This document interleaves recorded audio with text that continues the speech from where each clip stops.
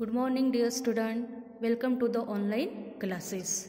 You know that photophosphorylation. What is meant by photophosphorylation? Photo means light. Photo means light energy and phosphorylation means formation of ATP molecule. The process in which energy rich ATP molecule are synthesized using solar energy is called photophosphorylation and it is the light dependent reaction. यामध्ये लाईटवर आधारित हे लाईटवर depend आहे त्यालाच म्हटलं जाते light dependent reaction and it occur कुठे घडून येते ऑकर इन क्लोरोप्लास्ट. क्लोरोप्लास्टमध्ये थॅलोकॉइड मेम्ब्रेन असते. त्या थॅलोकॉइड मेम्ब्रेनमध्ये हे फोटोफॉस्फोरायलेशनची रिॲक्शन घडून येते. Okay, there are two types of photophosphorylation. First cyclic photophosphorylation and second non-cyclic photophosphorylation. Previous लेक्चरमध्ये आपलं नॉन सायकलिक फोटोफॉस्फोरायलेशन कंप्लीट झालं होतं. Today we will start non cyclic photophosphorylation. Non cyclic photophosphorylation म्हणजे काय होते याचं डेफिनेशन लक्षात ठेवायचं. Non cyclic फोटोफॉस्फोरायलेशन is a kind of photophosphorylation in which electron expel from reaction center. Reaction center means chlorophyll A molecule never come back to same reaction center. यामधनं काय होते electron flow होते किंवा इलेक्ट्रॉन एक्सपेल होते. Electron expel झाल्यानंतर ते electron reaction सेंटरमधनं electron काय झालं expel झाला आहे ते पुन्हा रिॲक्शन सेंटरला येऊन मिळत नाही. त्या प्रोसेसला म्हटलं जाते नॉन सायकलिक फोटोफॉस्फोरायलेशन. पुढचा point flow of electron is unidirectional. एका डायरेक्शनने इलेक्ट्रॉन काय होत आहे फ्लो होत आहे.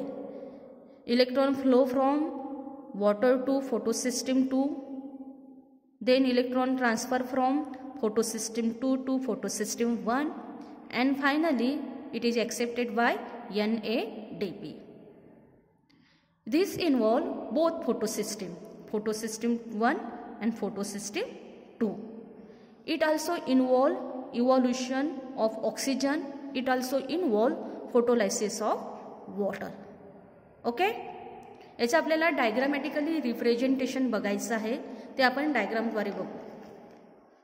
सगळ्यांना दिसत आहे diagrammatically representation of non cyclic photophosphorylation. यामधलं जे फर्स्ट पॉइंट आहे ते आहे photo excitation of photosystem 2. Photosystem 2 means P680. P680 chlorophyll A 680 असं सुद्धा म्हटलं जाते. Means chlorophyll A molecule show maximum absorption at 680 nanometer. यामध्ये ॲसेसरी पिगमेंट्स तुम्हाला सगळ्यांना दिसत आहे. Accessory pigment absorb light energy and which is funneled to reaction center P680. Pigment in photosystem 2 absorb energy of different wavelength of light and which is funneled to reaction center P680. Then it get excited and expel energy rich electron.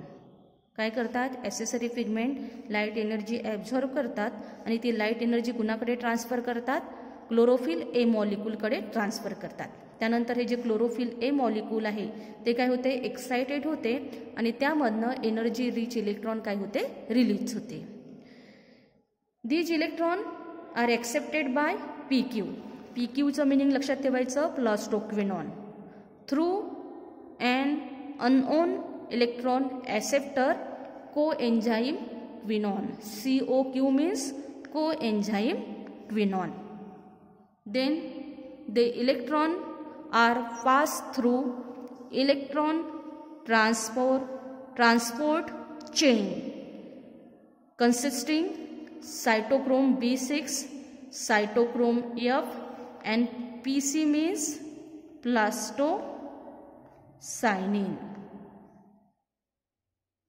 काय घेतलं, PQ कडे electron गेलं, PQ कडनं पुन्हा electron कुणाकडे जाईल, सायटोक्रोम B6 कडे, सायटोक्रोम B6 कडनं इलेक्ट्रॉन कुठे जाईल, सायटोक्रोम F, त्यानंतर सायटोक्रोम F कडनं इलेक्ट्रॉन कुठे जाईल, प्लास्टोसायनिन कडे जाईल. यामध्ये काय होते, एनर्जी लूज होत आहे. The de-energized electron are transferred from PC to photosystem 1. यामध्ये तुम्हाला एक स्टेप दिसत आहे. यामध्ये काय होते, when electron transfer from cytochrome B6 to cytochrome F, energy is release and which is used for synthesize of ATP. यामध्ये ATP मॉलिक्यूल तयार होताना तुम्हाला दिसत आहे. त्यानंतर सेकंड आहे photo excitation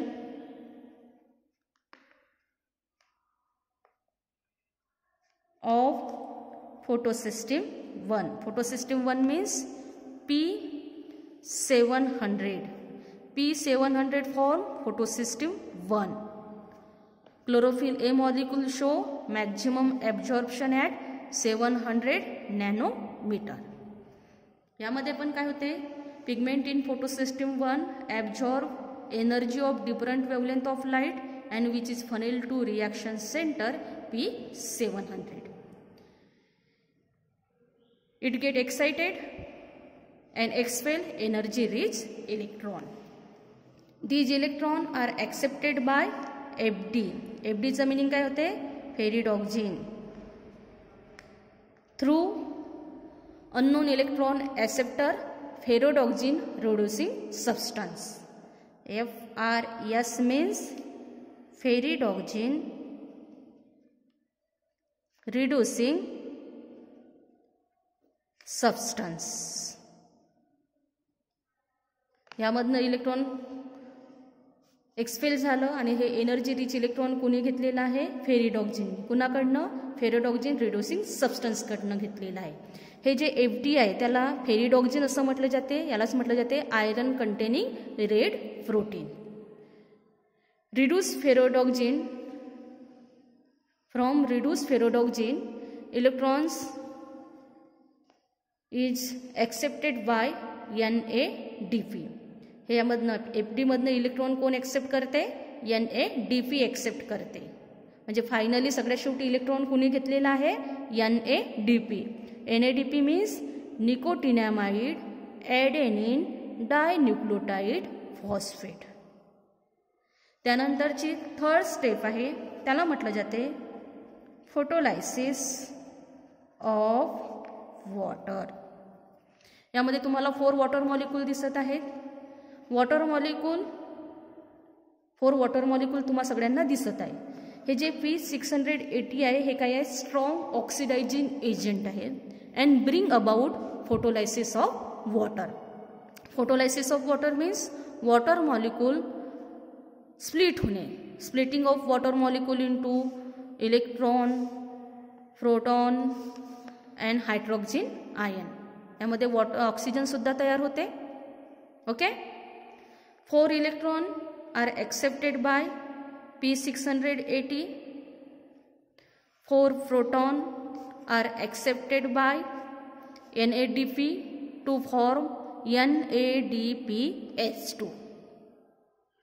Water oxygen is released as a byproduct and water is also formed in this process. यामध्ये photolysis of वॉटरची step घडून आलेली आहे. पुण्यामध्ये फोटोलायसिस वॉटरची स्टेप घडून येते. P680 bring about photolysis of water. Water molecule break होते, त्यामधनं electron आणि प्रोटॉन तयार होते. हे जे इलेक्ट्रॉन आहे हे कोण घेते, रिॲक्शन सेंटर P680 घेते. आणि हे जे 4 हायड्रोजन आयन आहे ते कोण घेते, NADP घेते. आणि NADPचं कन्व्हर्शन कशामध्ये होते, NADPH2. आता तुम्हाला इथे डायग्राम दिसत आहे. या डायग्राममध्ये आपल्याला ATP मॉलिक्यूल तयार होताना दिसत आहेत. त्याचप्रमाणे NADPH2 मॉलिक्यूल सुद्धा तयार होताना दिसत आहे. तर यामधलं मेन सिग्निफिकन्स लक्षात ठेवायचं, both ATP and NADPH2 are produce. पुढचं, it involve both photosystem 2, photosystem 1. यामध्ये फोटोलायसिस ऑफ वॉटरची प्रोसेस घडून आली आहे. It involve photolysis of water. It involve evolution of oxygen. Okay. त्यानंतर हे जे ATP आणि NADPH2 मॉलिक्यूल तयार झाला आहे याचं यूज हे डार्क रिॲक्शनमध्ये होत असते. In dark reaction ATP and NADPH2 is utilized and in this process CO2 is reduced to glucose. आपल्याला पुढे डार्क रिॲक्शन बघायचं आहे. त्या डार्क रिॲक्शनमध्ये CO2चं फिक्सेशन होते.